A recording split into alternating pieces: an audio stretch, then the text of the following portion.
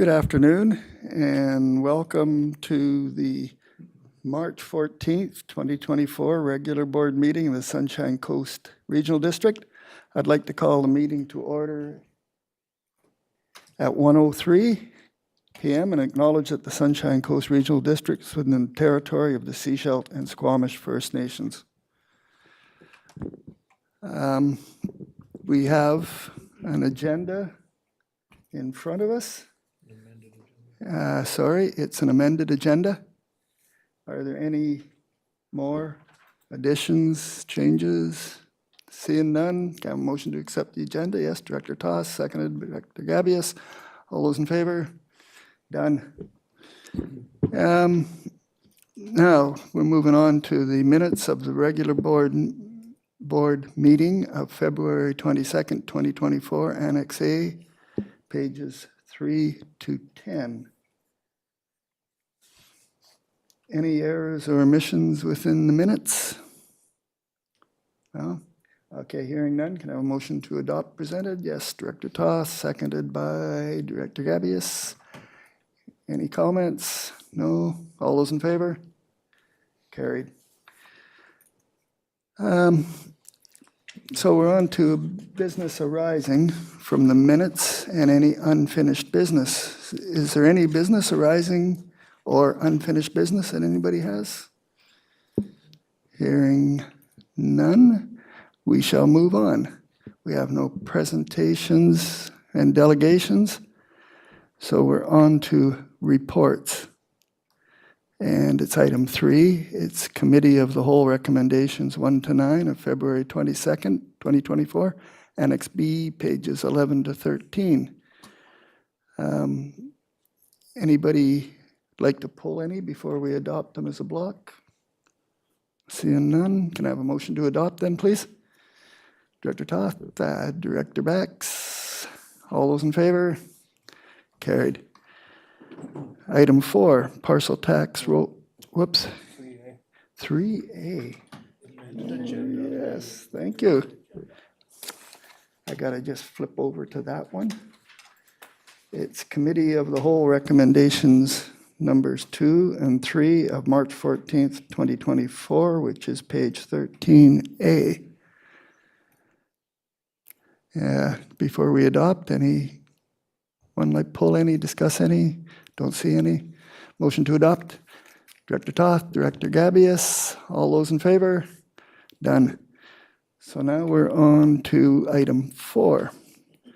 Parcel tax roll review panel minutes of February 22nd, 2024, Annex C, pages 14. It's a short one. Anyone want to pull any to discuss that? No. And motion to adopt? Yes. Director Gabius, seconded by Director McMahon. All those in favor? Done. Now we're on to item 5. It's an award report. It's 3-year Geographical Information Systems, GIS software contract renewal. It's pages 15 to 16, and it's Annex D. Yes. Manager of Information Services, please.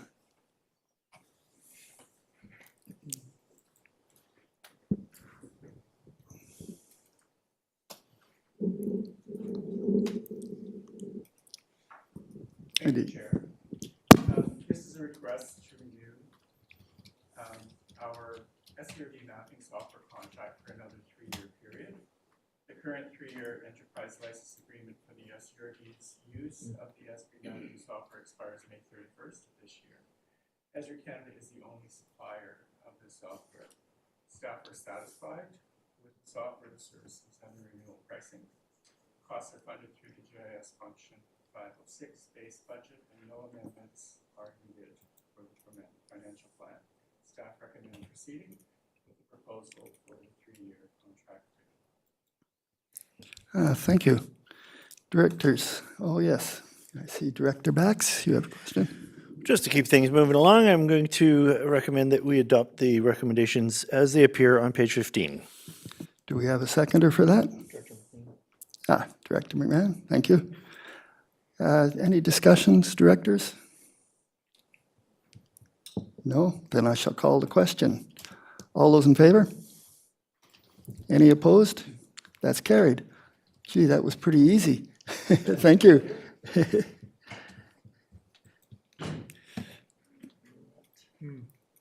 Okay, so we're now on to item 6, which is a contract award for universal water metering phase 3 archaeological monitoring services agreement.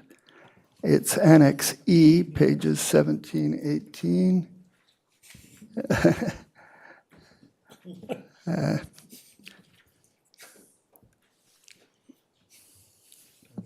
Okay, I got it from Manager Soji.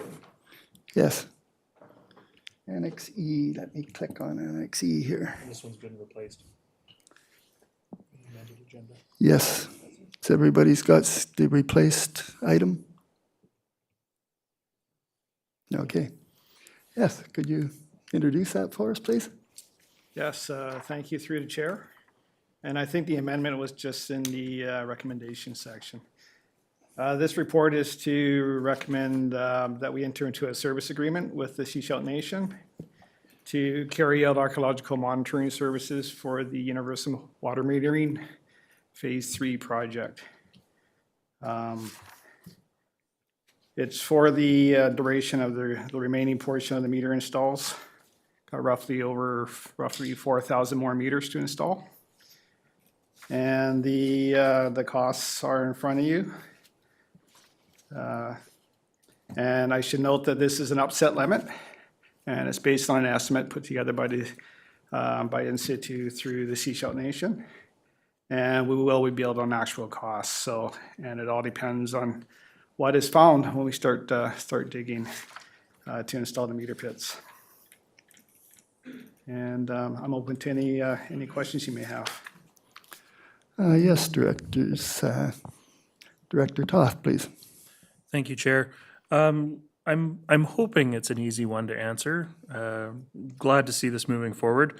What is there a plan or procedures that are in place if there is anything that is discovered during this work, during excavations? Like if a particular home has something found, is the material being transported off-site for screening? Is there sort of a stop work situation that's going to happen?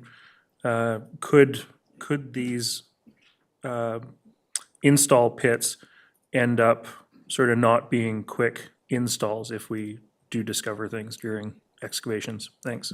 Yeah, that's a good question. Yes, and through the chair. There is definitely procedures in place, and it is In Situ that does the work for the Sechelt Nation. And they've got a lot of experience, and you'll note on page 2 of the report that they've already done a field review, and they've broken into sites into 3 categories, which is high potential, moderate potential, and low potential. And they've also have a monitoring rate, so they want to monitor 100% of the high potential, 25% of the moderate, and only 5% of the low. And if there is something found, yes, they'll have an archaeologist, definitely in high potential, they'll have an archaeologist with our crew. They'll be shifting through the material as we dig. Depending on what is found, it may be, that work may be paused on that one site. And they may want to, I think it's 70 meters either side.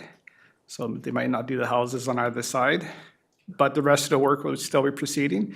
There's a number of crews. Neptune is proposing to have around 10 crews. So there'll be a lot of work going on. And In Situ is going to have a number of crews as well, depending on the area of potential. And we are going to be tackling the low potential areas first. And the thought around that is we'll be getting more confidence in their modeling. and it'll update the knowledge base going forward. So if we're not finding anything, then it kind of builds confidence as we move into the moderate and experience as well. Yes, Jim? Thank you. Maybe I can provide a little bit of more context on, in addition to what was already, the answers already provided by our manager, Shoji.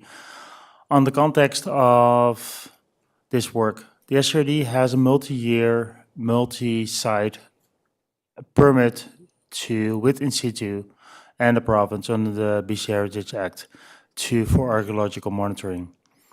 That permit allows us to do, that's almost kind of blanket approval from the province to have in situ do archaeological work for us. And that allows the SRD to retain the services from in situ on an almost instant basis. So let's say we identify a water main break, we can, we don't need to get an additional permit to get our archaeological work done to fix that main. But we can immediately work with in situ because they have that blanket approval to work for us. So it allows for a very quick turnaround time. For a project like this, if we wouldn't have had that permit in place, it would have required us to acquire 4,000 individual permits from the province.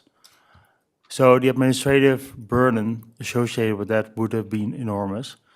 So the benefit of our ongoing relationship with in situ and the Shisha Nation on this work is immense. And I think the fact that they are allowing only, let's say, 5% of the sites to be monitored of the globe, I think speaks to that. We have a working relationship. Our staff know what to do. They're trained to know what to do, even if they identify something themselves when there are no ARC monitoring inside, they know what to do. And in situ trust on those kind of insights for the low and medium risk facility. So even though I fully acknowledge that it is a significant amount, as the manager has indicated, it is an up to amount, but it is a significant amount. We are currently, a lot of the work will take place within one of the core areas within SWIA of habitation. So I'm fully supportive of doing the right thing here and doing it thoroughly and make sure that those interests are respected. Thank you. Thank you, Jim. Follow-up. Follow up then, please. Thank you.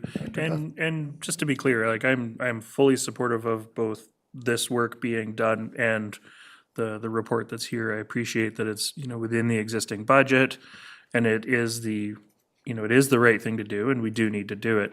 My question really just revolved around project delays, both overall, but more specifically, when we go into a neighborhood and we start digging holes down the street, if we do have discoveries, have we now got a number of hazards in people's lawns for a day, 2 days, a week, a month, that sort of thing. So it's just a higher understanding of what the procedures look like if we do come across artifacts that are going to require further work. Thank you. Thank you, Director Toth. Yes, Jim? Thank you. Maybe I can provide an example of recent occasion where work was done to fix leaks on a water main and archaeological artifact was found. In consultation with in situ and the nation at that time, it was decided to close the site and remove all the materials and sieve it, sort it out at the remote site. Just because in this site, in this location, it was in the midst of a driveway. So we hauled in backfill material to fill the hole. So it will depend on the site what is most appropriate. But in this case, in consultation with the Nation Institute, this was a reasonable considered. And so, yeah, we will work through these things on a case-by-case basis, but it does not automatically mean that the hole will be open for an extended period of time. Thank you. Director Wynn, alternate Director Wynn. Thank you, Chair. Questions I have, I got a couple here. And so in assessments in phase 1 and phase 2, these assessments weren't done. And now we're implementing them in phase 3. Is that correct? GM. Thank you. There was ARC work completed during phase 1 and phase 2 as well. Sorry? There was archaeological monitoring done during the earlier phases of the Universal Watering Metering Program as well in the electoral areas. Okay. And just kind of on a average, how often is something found in an archaeological assessment? Oh, that's a tough one. Anyone going to venture a guess here for us? Thank you for the question, through the chair. I don't have the answer. It all depends on the proximity to, for example, proximity to known sites. The recent example I just described was in the vicinity, not within the vicinity of a known site. So there was already a high-risk area, and indeed there was something found, was an artifact found. As I just indicated, we're dealing with some of the historically high-use areas of our Seychelles nation. So I think there is a high likelihood that there will be found, even though the area might have been disturbed prior. The way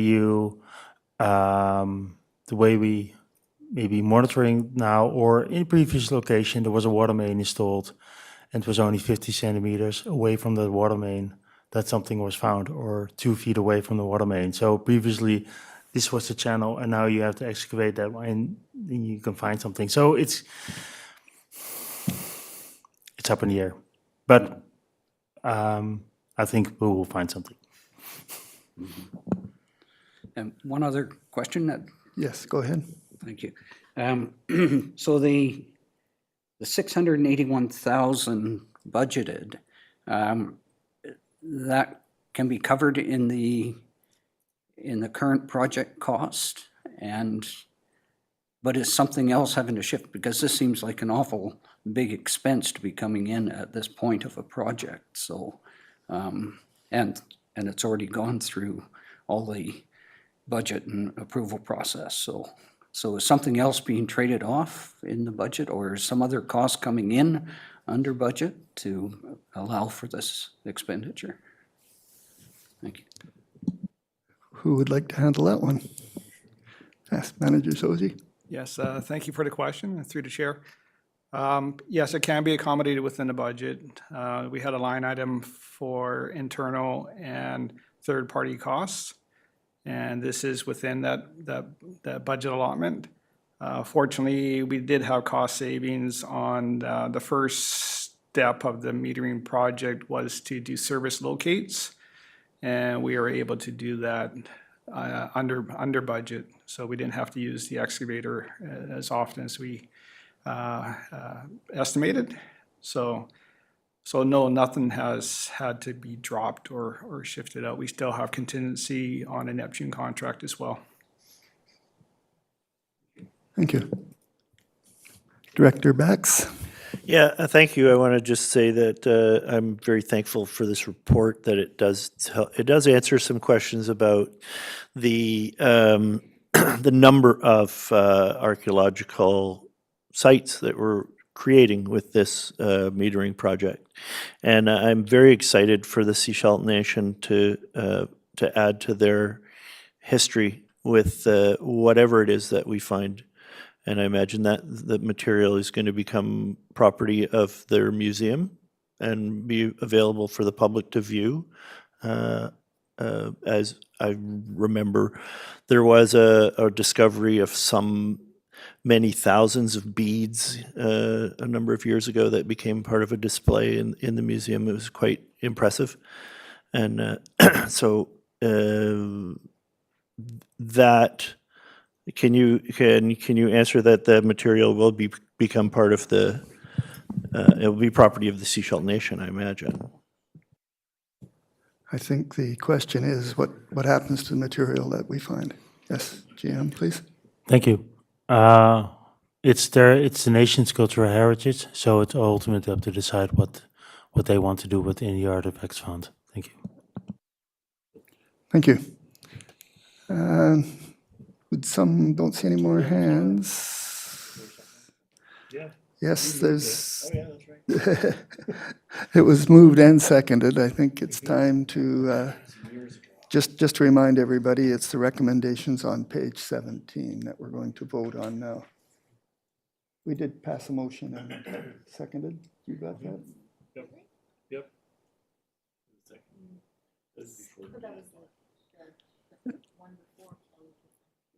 Was it the one before?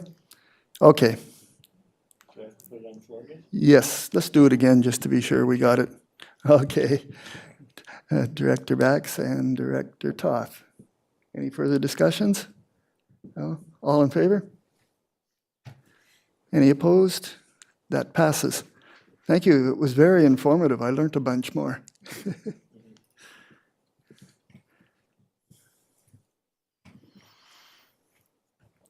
Okay. So we're into communications, item 7. Bruce Simons, Executive Director, Howe Sound Biosphere Region Initiative Society, dated February 12th, 2024. Annex F, pages 19 to 20. There we go. Director McMahon, please. Yeah, the Howe Sound Forum coincides with AVICC, so I'm not sure that anybody from the Sunshine Coast is going to make it, other than perhaps alternate director Wynn, but which is too bad because it's nice to go and network with all the folks from the area.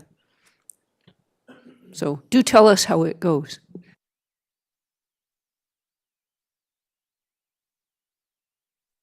Yes, alternate director Wynn, please. Thank you. Yes, yeah, I can attend and wear both hats, alternate director and director with the Haketsum Howe Sound Biosphere Region. But I think Director McMahon, Director Stanford thought she was going to somehow try to fit them both in, but I don't know. Yeah, I'm not sure how. Maybe she hadn't looked at the calendar. But yeah, it's unfortunate that the calendars don't line up in that. But I also wanted to point out that in the communication is the mention there of the community forum in West Vancouver, which will be again very well attended. But there's also the note right down at the bottom of that first paragraph, discussing plans for the SCRD for hosting the fall 2024 forum. So we can make sure that there's no conflicts in calendars at that point, but we do look forward to the SCRD hosting that, and it's typically Area F and of course Area E and Town of Gibsons and whatever can be arranged. So, thank you. Is that on our calendar? Yeah. Yes? Good. We don't know what day is that. You had a good question. Is that on our calendar? No, it's April. He's asking. Yeah. Anyways, we'll look after that later. Thank you. Any other comments? Yes, Director McMahon? Yeah, all of a sudden, fall 2024 sounds close. Who's taking the initiative with the SCRD on organizing the forum? Have we looked at a venue And who's on point for this one? GM Hall? Thank you, Chair. Manager of Sustainable Development, Raf Shea, is the lead, and he'll be beginning to put together plans for discussion shortly. Thanks. Thank you. Looked after. I like that answer. Okay. I see no further hands. We'll move on to number 8.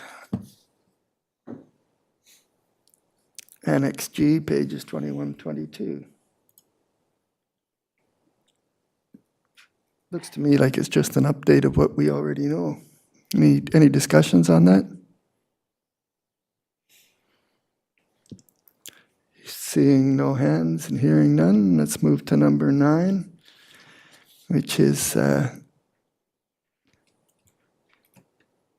Practice Forester BC Timber Sales Chinooks Business Area dated February 22nd, 2024, Annex H, pages 23, 24. Let me pop that up, and I believe, oh yes, Director Bax. Thank you.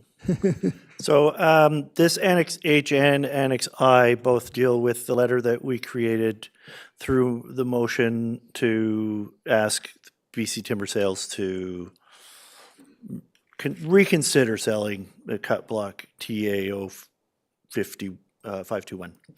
And I invite the other directors to give me their feedback on these two letters. My interpretation is that the BC Timber Sales is saying that they're going to go ahead and do what it is they do, but they're going to try and do it in a kinder, gentler fashion, and which is the best that I guess we can expect of them. And they do say that some of the things that are asked for in the motion are not in their purview, as pertaining to old growth recruitment. They say that it's in the province's purview to do that, and it's got nothing to do with them. And then the following letter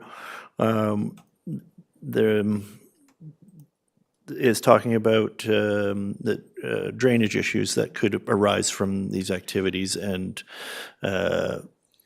if I'm reading it correctly, that the Ministry of Forest says that it's a MOTI issue, and it's not their issue at all. And so any water issues that arise from a forestry practice suddenly becomes a MOTI issue. And I really have trouble with this kind of finger pointing at the provincial level at the other ministries pointing at each other, saying, "Oh, it's not our fault. It's not my job. It's their job." And I have issue with this type of response. And so I'd be very willing to entertain what my other directors' feelings are about these letters, knowing what I've said.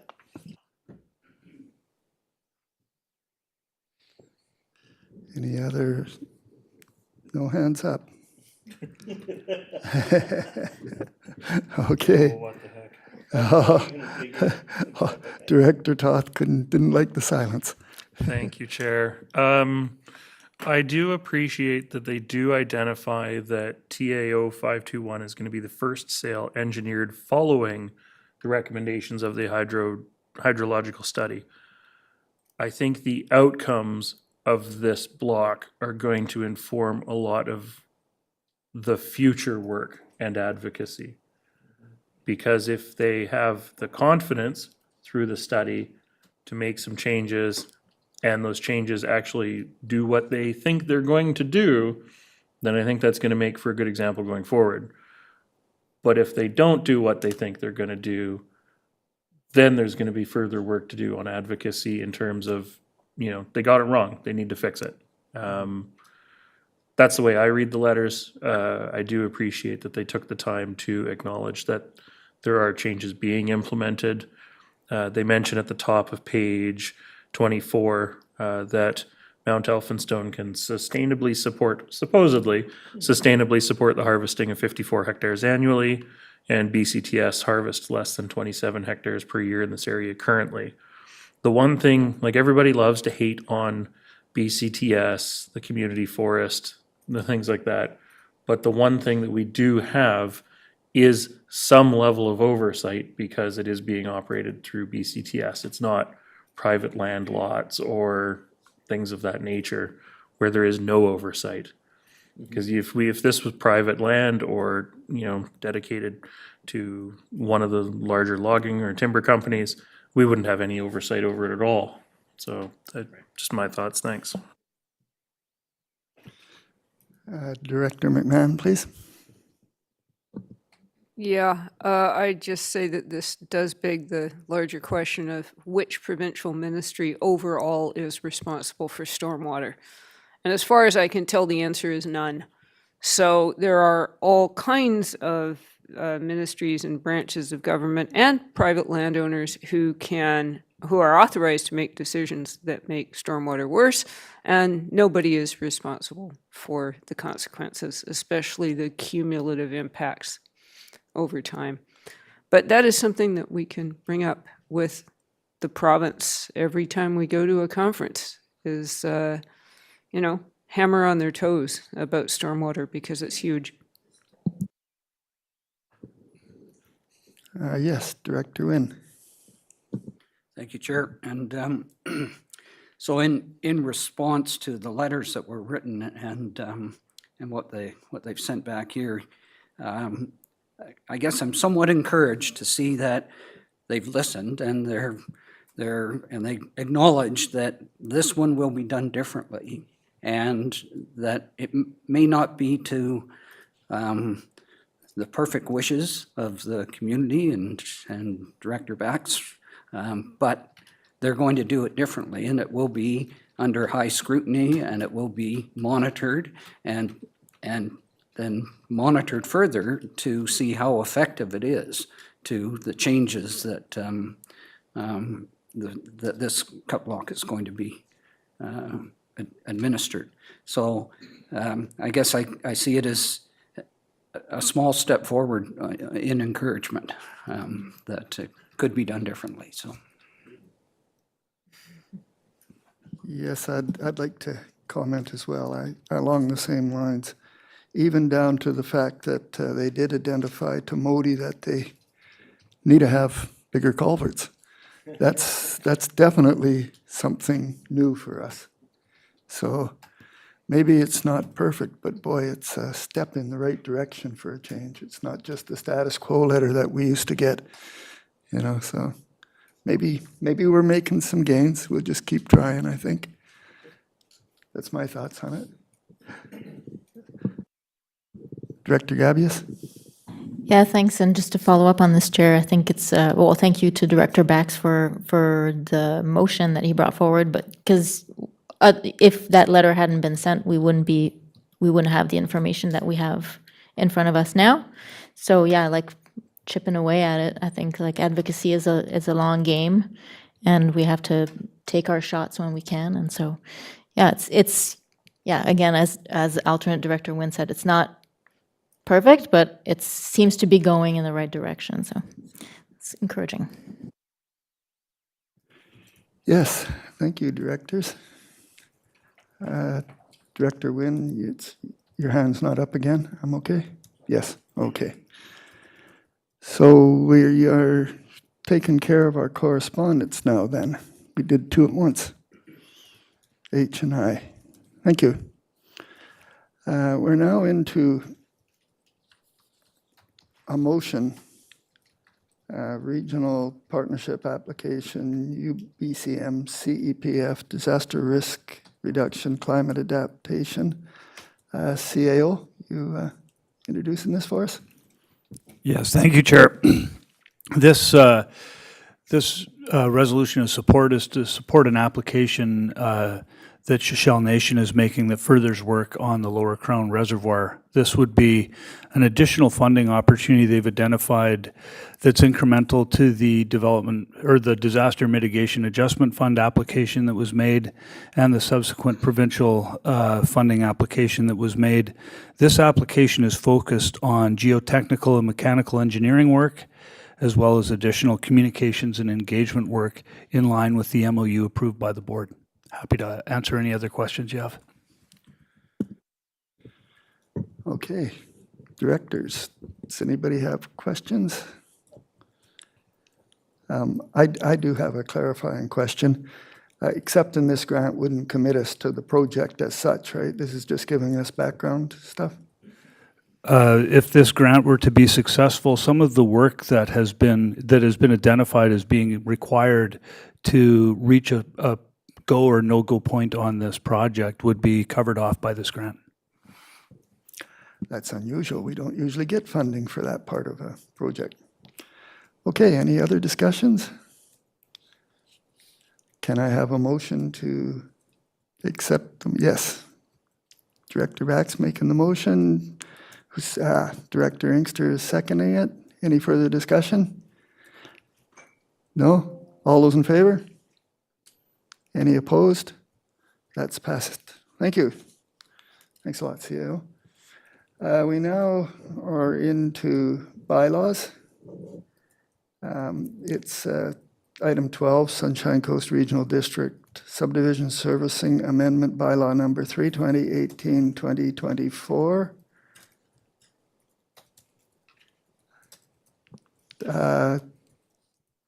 Would you introduce this for us to Corporate Officer? Thank you, Chair. Yes.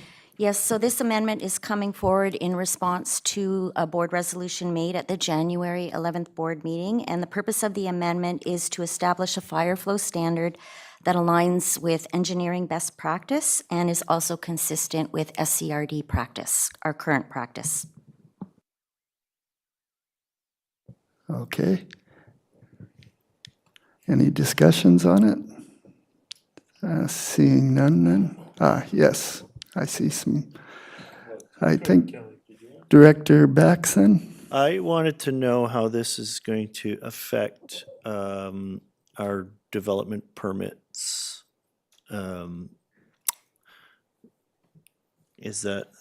a whole question. Okay. Yes, GM Rosenboom.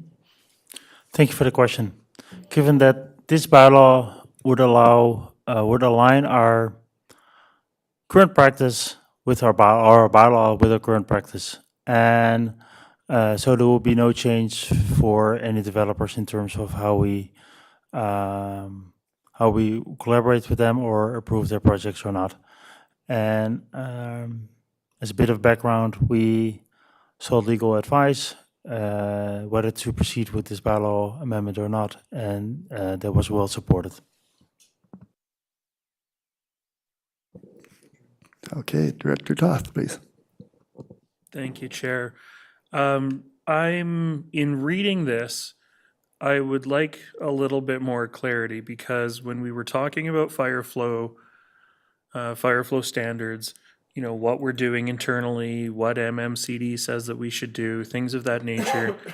We were talking about the rural areas being 30 liters per second is what we sort of approved to currently. The wording that's being brought forward here for the bylaw amendment does not actually make reference to to flow levels. It makes reference to pressures. And so I'm just seeking some clarity on how this relates to what we were discussing previously, the intention. I did try and read bylaw 320 from 1987, and I actually couldn't find section 4 in Appendix B or in Annex B. To be fair, it's an old document. It's a scanned document. So it could have been amended and added on elsewhere in the document, but I could not actually find it to reference the original bylaw. It was in English, right? Yes, it was at least in English. Thank you. GM Rosenboom. Thank you for the question. There are two components of this section. The first sentence is the water system will need to be designed to accommodate certain pressure. And the second part is fire flows are to be determined in accordance. So there's a flow component and a pressure component.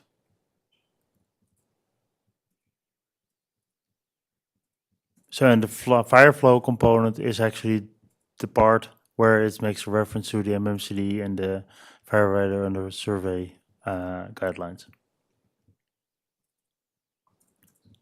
And fire flows in general are determined by a flow that needs to be available when the fire hydrant is actually activated, and there still needs to be a certain residual pressure in the system, and this allows for that to happen. So this allows for the system to be designed such that it can do both, as well as making sure that there is enough fire flow, as well a flow coming out of a hydrant as required, as well as that there is the system is installed such that it can actually handle the associated pressure in the system.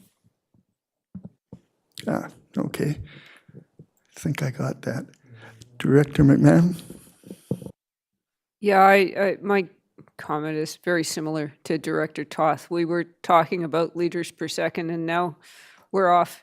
I get very confused because there's all these different measurements. Some of them are metric, some of them are imperial, and now we don't have measurements. So I'm just going to take staff's word that this is addressing what we talked about at our previous meetings with the maps with all the nice little red and yellow and green dots.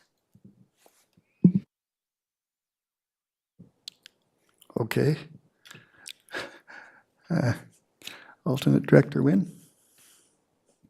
Thank you, Chair, and I agree with the confusion on here. I flagged it myself that, and I think maybe in the revised section 402A, it's not design pressure, but it's design flow. And if the first sentence was removed that refers to pressure, and it just said fire flows are to be determined in accordance, then that would remove the confusion, because it flows and pressure, liters per minute or PSIs or kilopascals or, yeah, multiple different engineering units. I'll make that suggestion, Chair. Thank you. I believe that all of this stuff is actually is included in the MMCD design guidelines, and that includes the flow and the pressure. Hence, yes, GM Rem Rosenboom. Thank you. The difference is, maybe I can try to explain this in layman's words. When the fire is not active, there's a certain pressure in the system behind it to make sure that when it's opened, actually the water comes out. There's a lot of pressure building up behind a hydrant. The first sentence is the static pressure that a water system behind a hydrant needs to be able to sustain for an extended period of time, so that you don't have a water burst because the pressure is too high behind it. When you open it up, there needs to be a certain amount of flow coming out of the hydrant. That's the part where it talks about fire flows, etc., etc. So the system behind it needs to be designed to meet a certain standard so it didn't blow up. But when it's used, a certain amount of flow will need to be able to be provided. So there's always a combination here between pressure and flow. This is trying to explain something as a non-engineer to non-engineer. So I hope I can. I don't have one of the engineers with me, but I think this is the most clear as I can present it. Thank you.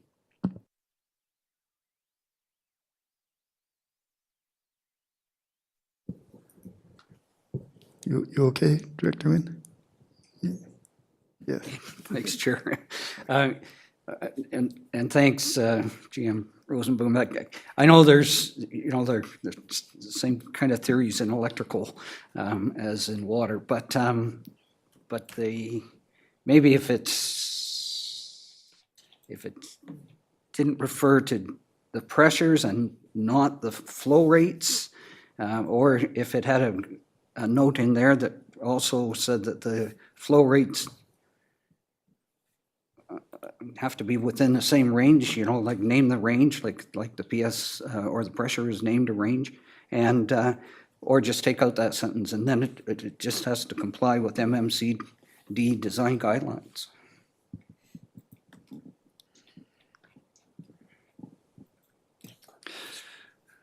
Corporate Officer, please.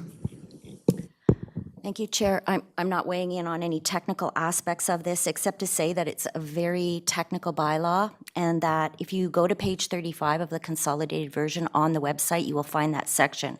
So there are many things that are linked to this section, and the amendment as we're proposing it, what I'm saying is we would not be able to amend this on the fly and read this bylaw today, because there are too many moving parts.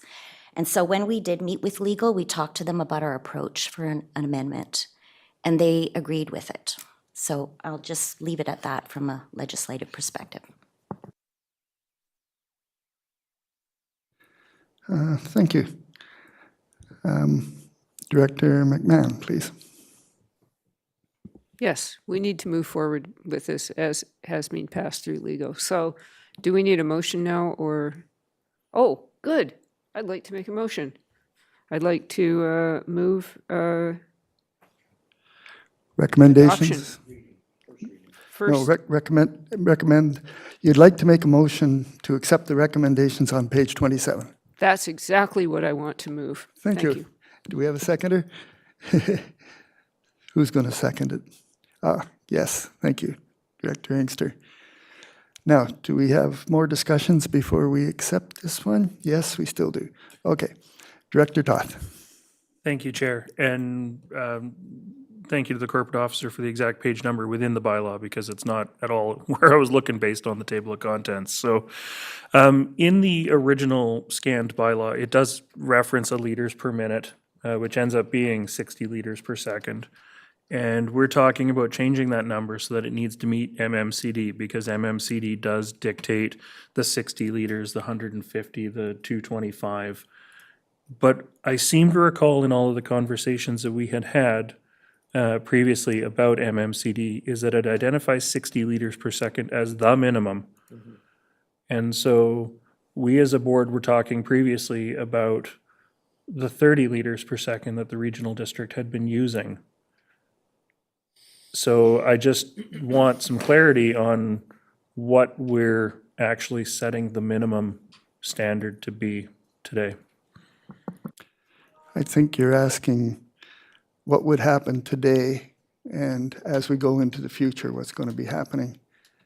Who could answer that one? GM Rosenblum? Thank you. I will try. 60 liters a second has been the minimum requirement as per the current bylaw, so not the amendment, the current bylaw. It will also be the minimum required moving forward. However, the big change is that for multi-residential, industrial, commercial, the rates will be higher. There has been instances in the past where subdivision was approved with less than 60 liters per second, so actually not in accordance with the bylaw. But the bylaw always required 60, and that will continue to be the case.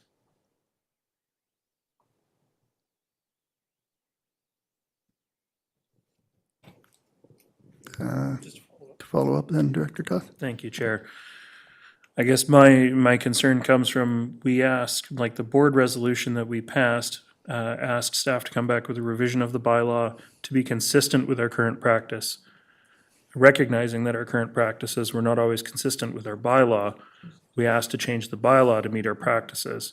But what we're doing today is actually strengthening our bylaw. So we're actually going the other direction from the board direction that we previously made. So I won't be supporting it today. Thank you. Yes, GM Rosenblum. Thank you for the question. Maybe I can clarify. When I was talking about some instances, it were instances prior to, I would say, 2020, where we deviated from a bylaw. Since we've applied strictly the bylaw, and since summer last year, we've been applying the MMCD standards and the FUS standards to align with engineering best practices. So when the board resolution asked us to update it with current bylaw practices, it was made in November, December, or early January actually.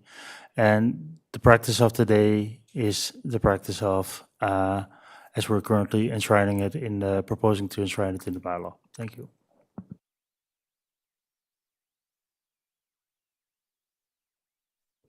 Thank you. Director Bax, please. Yeah, so I too have reservations about this and whether or not it's going in the right direction, according to how the board was recommending. So it seems to me that in the design pressure paragraph, that we are relying on an outside body to dictate the what the bylaw says, and so that should the MMCD design guidelines change, then our bylaw changes along with them, and that the water supply, the fire underwriter survey would also affect the bylaw as well, and so that if and that we are stating in this bylaw amendment that we would follow the more stringent of the two. Now, I'm not sure we're ready to change from our 30 liters per second practice to the best practice of 60 liters per second. And I was wondering, is this bylaw amendment going to bring us into a position that's going to force us to follow the 60 liters per second requirement for any new developments? Yes, CEO. Yeah, thank you, through the chair. I'm trying to find the wording from the previous staff report, but when the board direction came through that staff come back to the board with recommended changes to the bylaw to make the bylaw temporarily consistent with our current practice, we had to do a review of what our current practice was. The review revealed that our current practice was, in fact, to use 60 liters per second, and the exception to the practice that had been done on a few occasions was approvals that were done at 30. Therefore, it was determined that we didn't need to come back to the board with recommendations to modify the bylaw to meet the practice, because the practice was in fact consistent with the bylaw as worded at 60 liters per second. That is what I remembered. Okay. Director McMahon, please. Yeah, I too am confused. The report I remember said that the new standards went up to 225 liters per second for, I believe, industrial. And the question was raised as to whether we could meet those standards with our current system. So if this bylaw amendment is increasing our standards to that level, does that mean that we can't do any more industrial development because we can't deliver 225 liters a second? Thank you for the question. A few board meetings ago, you've seen a map that presented an outlook for 2020, 2046. That map is the map that indicates which areas can currently support further industrial development or not. And of course, there is a zoning component there as well. So you would have to do an overlay of the proposed the fire MMCD standards and FUS standards with the zoning to actually identify where the current fire flows are supporting, where the proposed fire flows are supporting the zoning amendment and where not. And, but there are also current areas where there's industrial development or commercial development where the fire flows are not being met. So it's not only future, it's also current. CAO? Yeah, and just maybe a bit of a follow-up. So based on the previous board direction as well, it was determined that while the current practice did meet the existing bylaw at 60 liters per second, recognizing that there were applications already in process that couldn't meet 60 liters per second, and recognizing that the water system analysis was going to reveal several other areas where, say, multifamily residential or industrial or institutional couldn't be met given existing flows, those would be dealt with on a case-by-case basis, where we would be looking at the developers' options, working with their engineers, and looking at potentially needing infrastructure upgrades in the future. But it was, there will be right now, currently, and probably partly into the future, there will be places where we're going to have to work with developers to determine how the existing flow rates available, what tools can be employed to ensure or to potentially ensure that those developments could proceed. And some of it will be investments borne on the developers, and some of it will be system upgrades we need to make.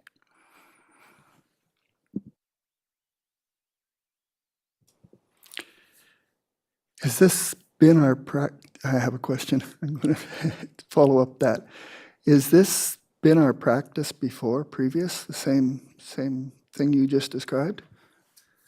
We haven't had well, Remco, correct me if I'm wrong, but we haven't had a bylaw that prescribed rates above 60 liters per second previously. So the MMCD guidelines that many municipalities and regional districts have adopted and enshrined by bylaw, just having their bylaw point to those, basically just means that where the flow rates can't meet those guidelines, we're going to have to work with developers to figure out how those developments can proceed, or if they can proceed in those locations. One of the benefits of having the mapping we now have around the water flow rates available is developers can look at what's available as a tool to help them guide where development may occur, where they can look to potentially develop in areas where the water flow rates are as close as possible to meeting the development they'd like to make.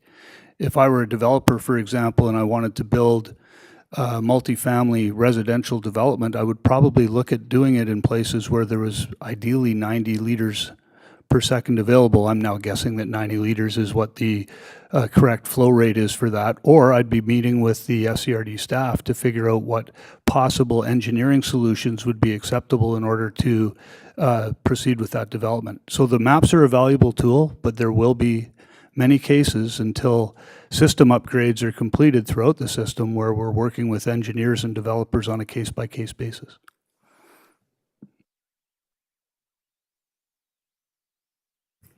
Thank you. Director Gabius. Thank you, Chair.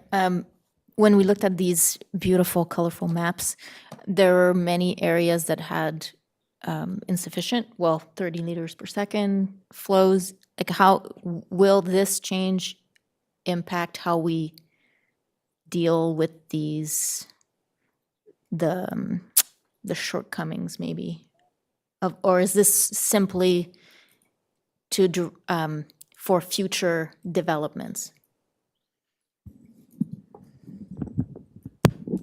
Yes, GM, please.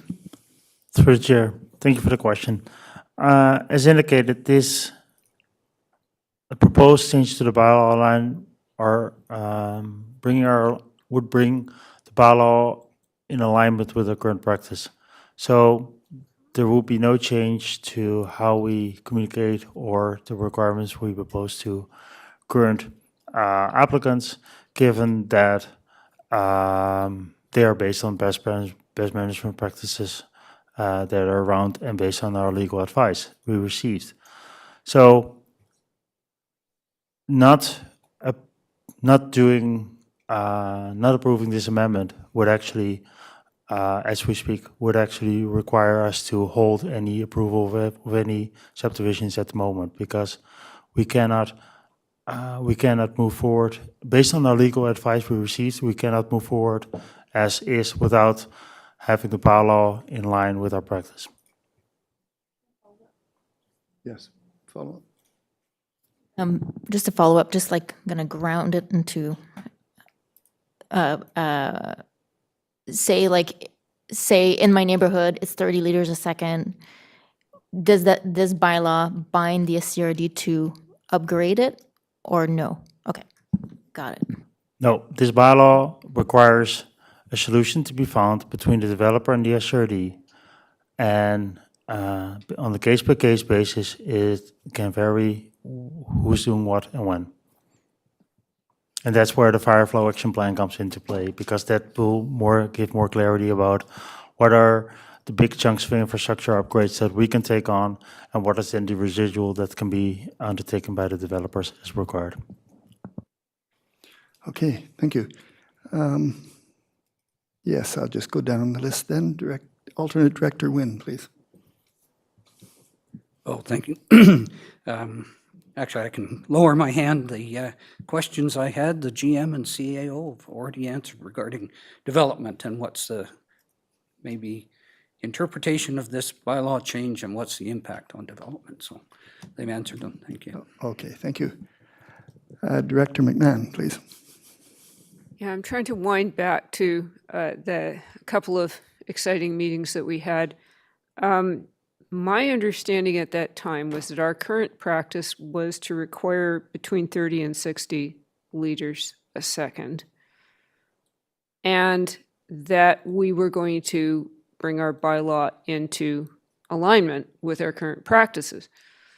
But the report we received recommended increasing our standards significantly to up to 225 liters per second, as per the recommendations. And the feedback that we got was really strong that it was unrealistic for us to expect to meet these standards in a rural area. And so I thought what we were doing when we made that motion was that we were saying we were going to stick with, say, 60 liters per second. What we seem to be doing is going right back to where we started, which was the recommendation to increase our standards dramatically. Have I gotten confused? Because I certainly feel confused. Yes, GM. Thank you. I will try to help you out here, Director, through the chair. The initial conversation we had about this item was that we, as staff, identified and brought forward to the board that we were using 30 liters a second in several occasions. Further review of our current practice actually showed that practice has changed last summer. So we're not early 2022. So the description that staff provided at that time was actually not accurate. So that's why subsequently we said, hey, we don't need to amend the bylaw as a stopgap measure until we have we sought legal advice, et cetera, because the 60 liters a second as per the bylaw was the 60 liters a second that we were already applying. Subsequently, we did a further analysis and we received legal advice, and here we are today and are indicating, hey, our current practice is in alignment with what is required, what is strongly recommended that we do, and that is including the MMCD and FUS in our bylaw as is proposed. So, yes, you are correct in the sense that the intent or the context in which the original resolution was made was maybe to enshrine the 30 liters a second in the bylaw to allow that to happen. However, further review by staff of our current practices has since concluded that that practice was already not happening anymore. So the current practice, current practice has changed from the 30 liters a second to using sometimes 32, not using 30 at all. Thank you. So just to clarify then, what I think I heard is that since months ago, all the applications that were in the hopper already had to meet the 60. And we thought we needed to upgrade the bylaw to 30, but we didn't because they were all 60 already. Correct. And so the bylaw needed to be updated to 60 to line with our practices. So we're not stopping anybody. We're not changing any rules. We're doing a technical update to our documentation. That's correct. Okay. CAO? I think the only other piece of context in there was that the reason that our boardroom was so popular that day was as we were realizing the preliminary mapping was showing us that our flows weren't able to meet our bylaw in certain locations, and knowing that some of the developments that we were working on as the subdivision approval for in terms of hooking up the subdivision were within the boundaries of Seashelt where they had already enshrined MMC into their bylaw, we proposed a temporary pause while we received the rest of the information to try to be able to process what was happening, which essentially stopped some of the developments that were in process. The development community presented to us loudly and clearly that they meet these guidelines all over the province. Please don't put a stop on it. Just let us come in and talk to you on a case-by-case basis about how our developments may proceed, given your existing bylaw wording and the MMCD guidelines. Thank you. Director Toth. Thank you, Chair. I appreciate the additional conversation because it has been greatly clarifying for me. I still have reservations for today, but I do have a question, two questions to ask first. When we talk about developers and developments, in the district of Seashelt, we're first thing that comes to my head is a 30-unit townhouses or 100 apartments in a couple of buildings, things like that. But when we look at requiring somebody to meet 60 liters per second, are we also including the people like, Chair Lee, if he had a large enough lot, he wanted to do a lot split? Does he now have to meet a 60 liter per second requirement in an area that may not have it, may never have it because it's not a priority upgrade area for us? That's my first question. And then the second question was, well, I'll wait for a second. Thank you. Okay, well, let's try that one. Thank you for the question. It was a pretty close question, so my answer to that is yes.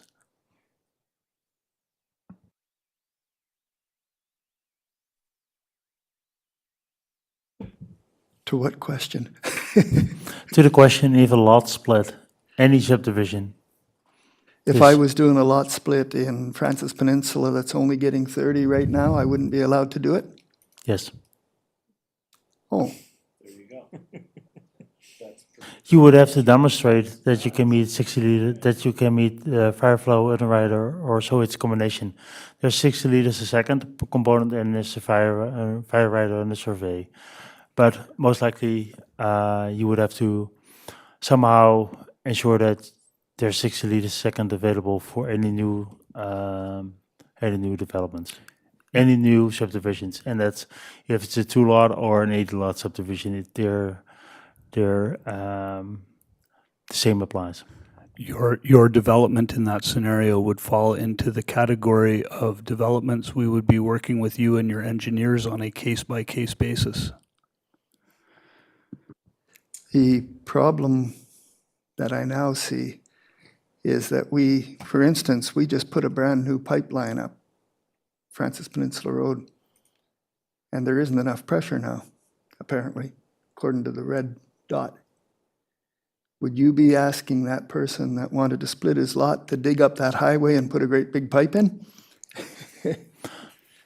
Thank you for the question. That totally depends on the analysis, because maybe it is the initial pressure and it's not the pipeline, but it is not the diameter of the water main, but it can be adding of the additional reservoir that might be required regardless of the size of the pipe. And those are the kind of things that we need to further assess as part of our fire flow action plan.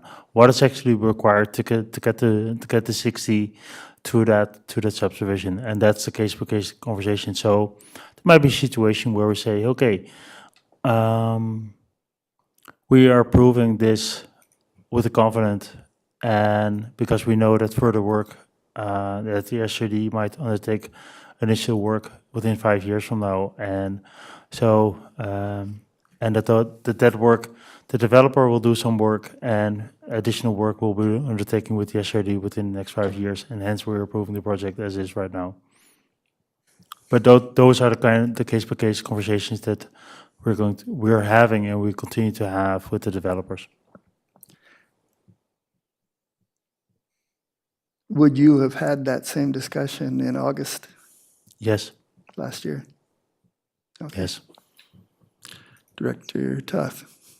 Thank you, Chair. Just to follow on that, I can think of a number of approvals that we gave to like panhandle driveways and things like that in lot split. Literally lot split situations.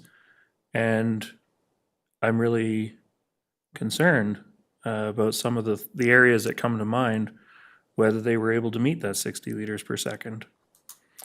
I do have one other question, though, that I want to seek some clarity on, which I think I heard GM Rosenboom say that we can't approve any additional projects until we get this resolved within our bylaw. I just wanted to confirm that because I was going to suggest deferring it to the next board meeting.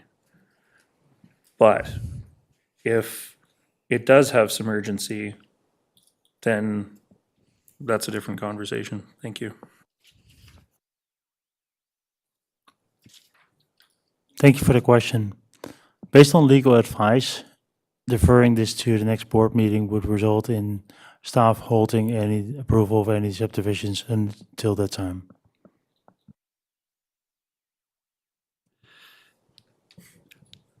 Let me follow up on my earlier question first, because I was going to have a follow-up question.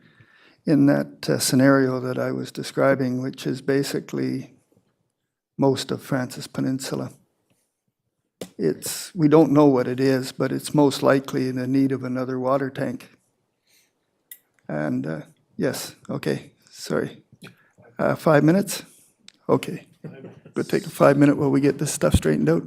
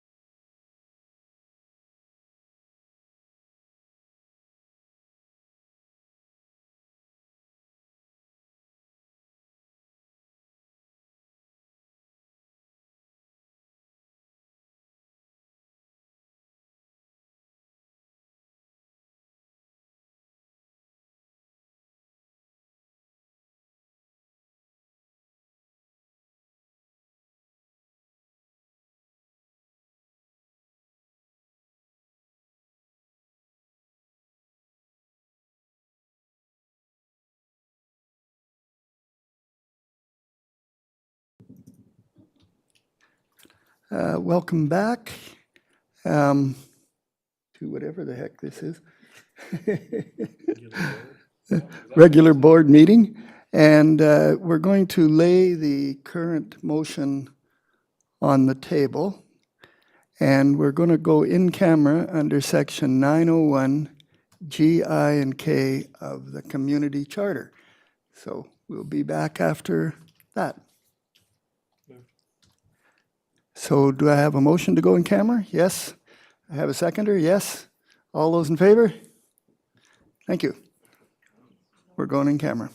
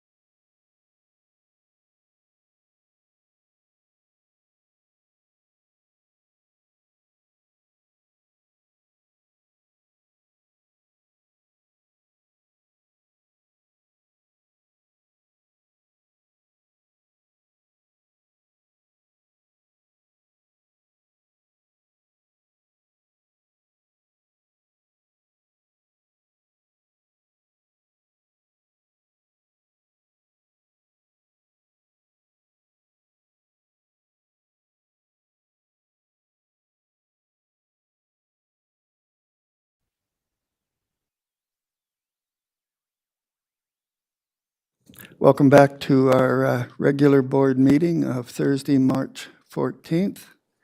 We've just returned from in-camera, and we're continuing to debate page 27, which is the SCRD subdivision servicing bylaw number 320 amendment. We had put the recommendations on 27.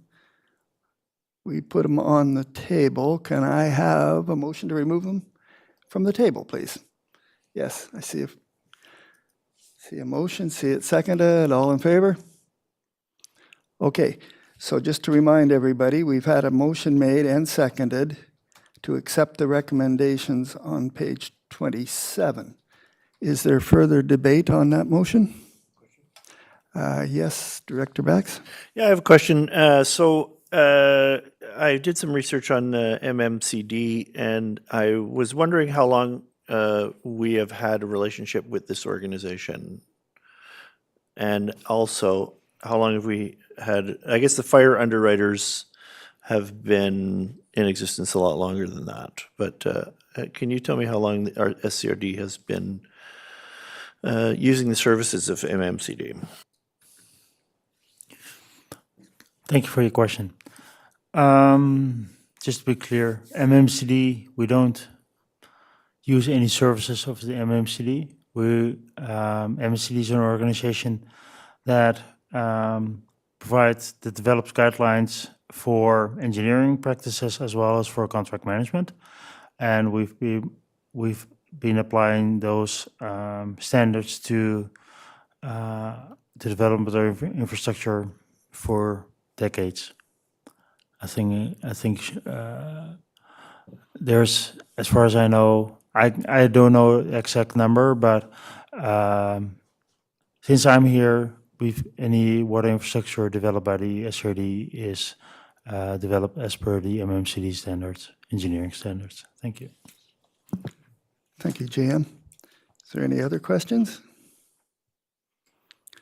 Then I will call the question. All those in favor of the motion? All those opposed? That carries. Would you like your opposition recorded? Yes, please. Yes, please. Okay, thank you. So now we shall move to reading of the bylaw.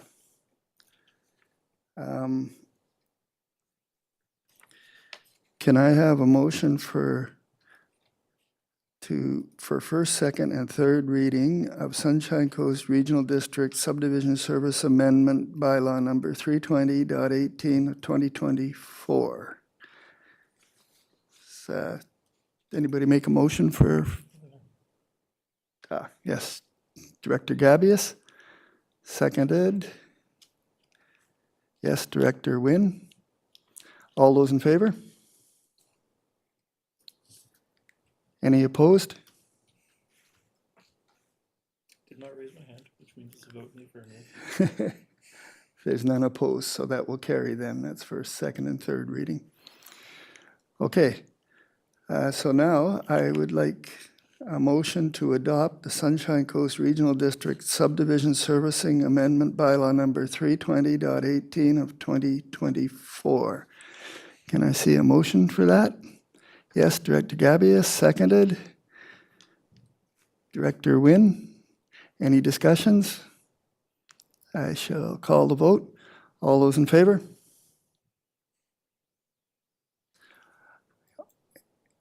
All those opposed? None opposed. Okay, so that carries. Thank you, gentlemen, ladies and gentlemen, fellow directors. It was a tough one. I think we're okay, though.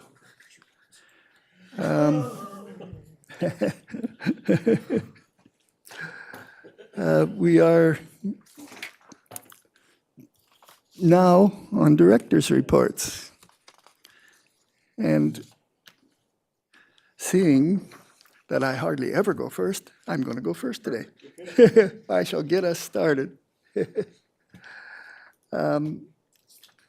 I believe it was our last board meeting was a long time ago, April 22nd or something.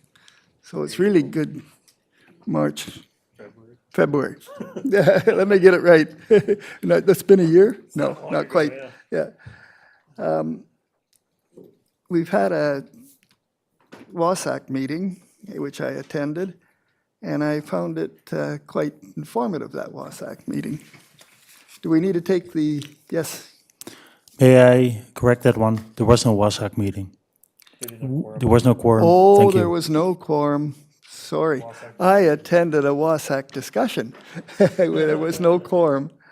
There was very interesting brochures, which I think we're going to be able to get and see, and they're getting ready to put those out there for the summer. So it was great brochure. You guys are going to be really happy to see that. I attended to the Talk to Your Local Government, where I found out that I didn't understand about the free student bus proposal. And I finally found out that we actually had agreed to go forward in September and carry it to the end of the year. What confused me is I knew we didn't make it permanent, but I couldn't remember the details.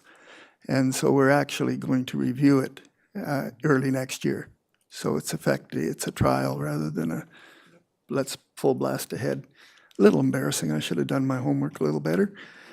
I went to the chili cook-off, and it was the really good food. It was hard to try them all. I'm pretty sure the wrong person won, but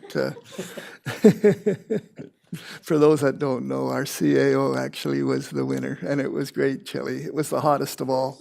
I think that's why he won. It was super hot. CAO, did you make that yourself?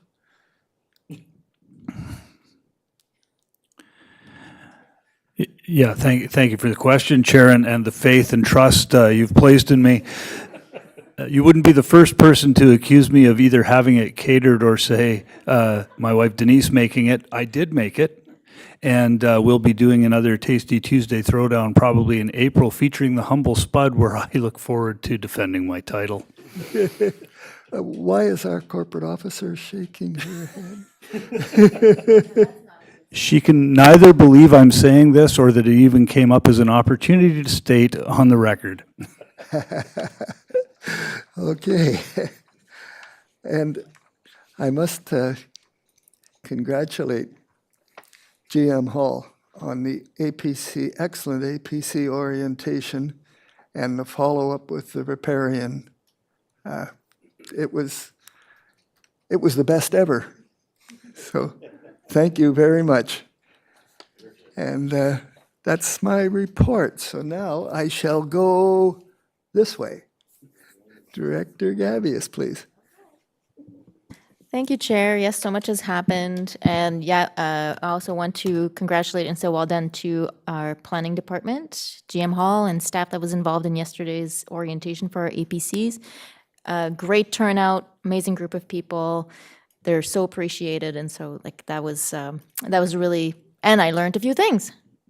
I'm embarrassed to say. Since last time, the Seashell Public Library, as we know, had an unfortunate flood recently. And so they have been really amazing at pivoting really quickly. And they've now opened a pop-up location in Trail Bay Mall, which is amazing. Like, I went there and it was really well done. And I really want to congratulate the staff at the library for being so resilient and really dedicated to serving the people of the Sunshine Coast. So kudos to them, and keeping an eye on what's happening with them. Spent this weekend a couple of mornings at Mud Moon Studios in Half Moon Bay to speak with my constituents. That was my little coffee shop. It just happened there this weekend. It was really wonderful. I had some great discussions, and I'll be at Seeds of March this Saturday, handing out free coffee and talking to people and answering questions. So that will be at the Half Moon Bay Nursery on Saturday.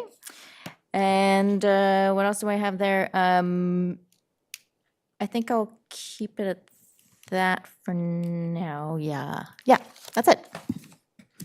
Thank you very much for reminding us about the Seashell Library. Yes, that's excellent, the setup. Not alternate director Wynne, we're now putting you on the hot seat. Thank you, Chair. So I have a director's report from Director Stamford. Excuse me. Put out my West Howe Sound newsletter, aspiring to reach the same standards that Director McMahon has with hers. I added that. And focused on the Langdale Wells impact of the budget on Area F mainland and an outline of pre-application activities for development in Upper Langdale and in the Lower Langdale YMCA Road area. Met with community members virtually and in person about development concerns in the Langdale and YMCA Road area. There was a Howe Sound Community Association meeting. I attended on behalf of Director Stamford, and that was on Tuesday night. And there was a presentation on Fire Smart, an excellent presentation. I encourage everybody to see that presentation.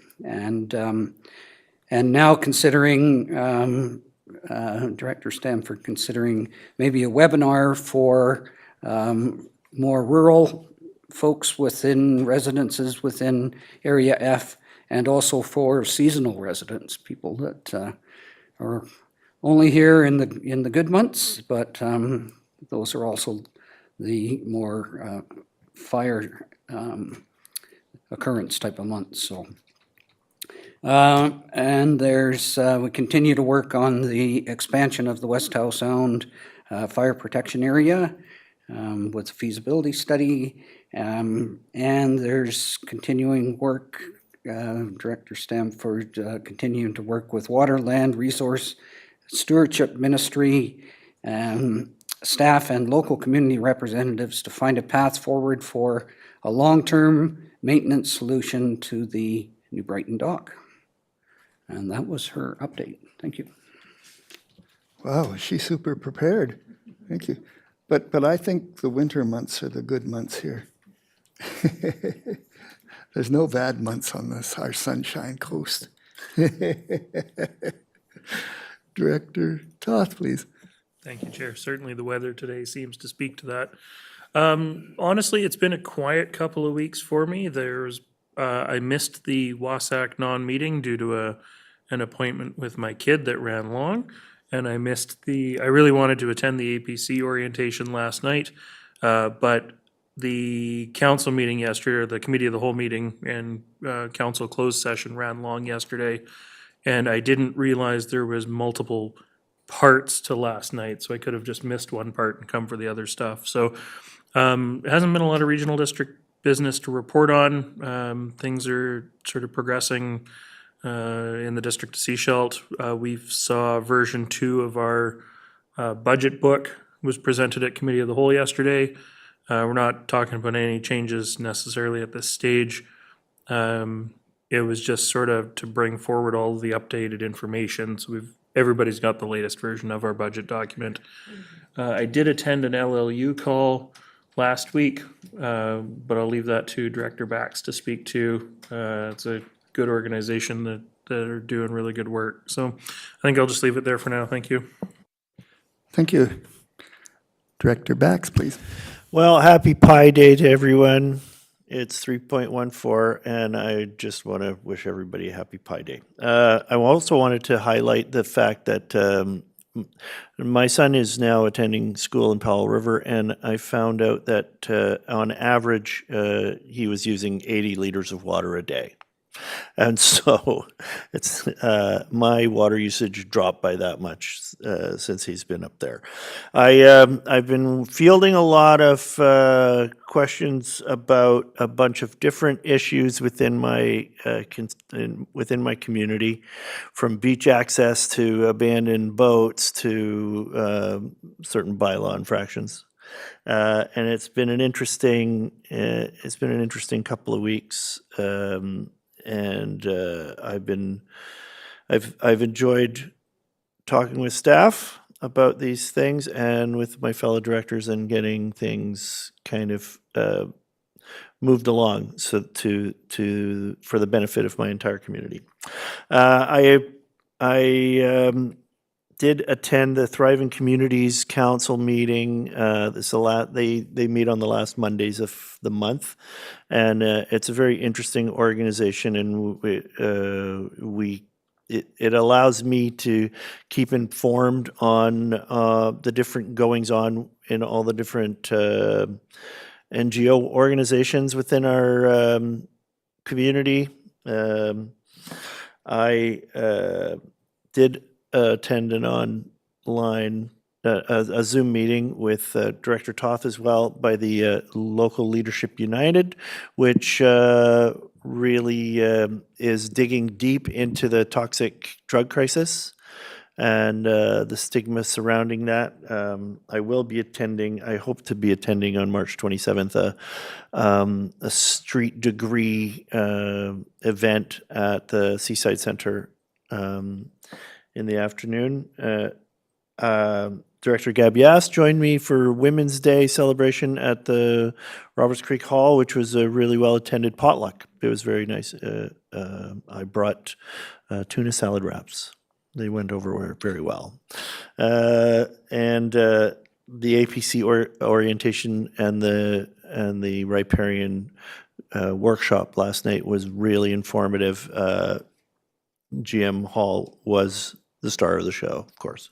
I'm sorry that I missed a call from Vancouver Coastal Health last night. They had a call-in conference about the needs of the Sunshine Coast, and I'm hoping to connect with someone that was on that call.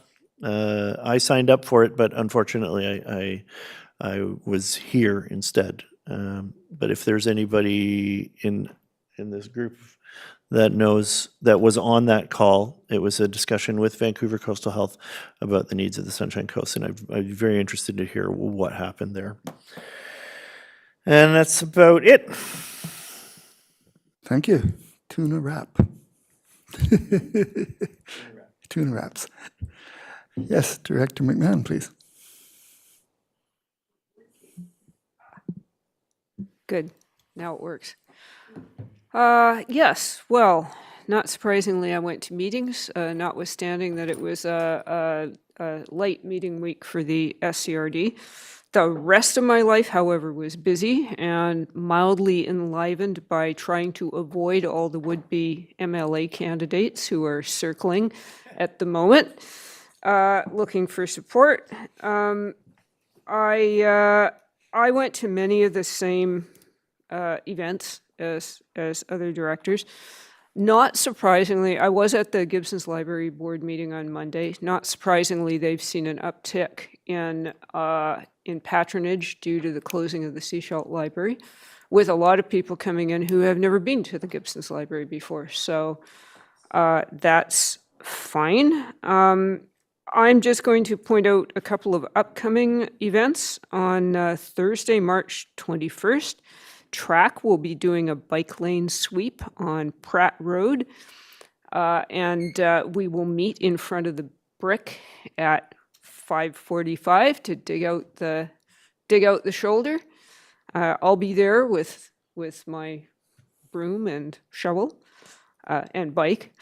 And on Saturday, March 23rd, citizens in my area have organized the Elphinstone cleanup starting at 10 a.m. Meets in front of Cedar Grove Elementary. We're going to go and clean up all the garbage in the ditches and on the roadsides, and volunteers will sort it and deliver it to suitable destinations. And that's it for me. You're going to recycle too then? Wow. I was driving home the other night, and the young fellow was riding his bike on the bike lane, cleaning it with that machine that he towed. It was awesome to see. Yes. That's Cedric. He'll be demonstrating he's got a new version of his bike sweeper. We saw he demonstrated the previous version for SCRD, which had bins that the Yeah. that the leavings went into, but the new version pushes stuff off to the side, more like a snowplow.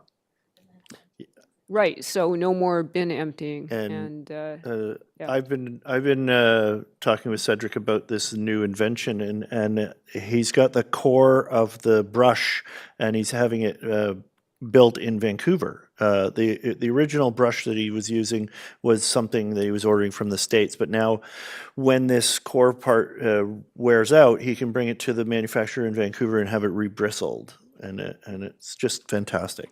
Yeah, go for a bike ride and do lots of good work. Yes, yes, Director Gabius? Sorry to take more time, but I just wanted to point out that today we saw extreme heat emergency plan. We saw a letter from the province saying that all signs point to a drought this year.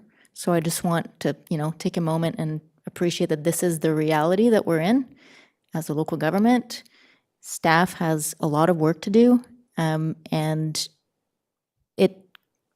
local governments are trying to facilitate and help as much as possible by creating these plans, but we have to tell the public that it's also, we have to be ready, and try to empower people in being ready. And like, now is the time to say fire smart your home and to be ready for the drought and to be ready for heat. And this is all our collective responsibility to make sure that we're taken care of, that our neighbors are taken care of. So just, it struck me reading the agendas that, this is what we're dealing with. So we all have to be in it together.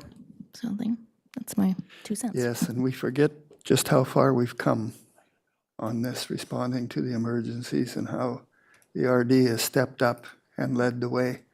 I think we need to be proud of that. We all have to do our part.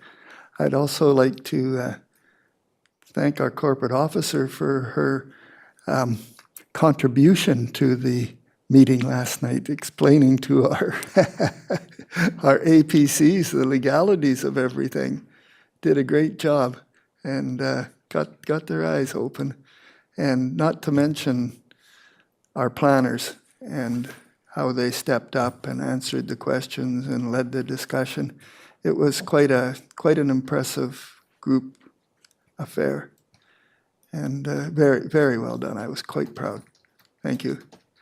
Okay, we finished our in-camera, and it's time for an adjournment. Can I have a motion to adjourn? See a motion, see it seconded, all in favor? We're adjourned. Thank you, everybody.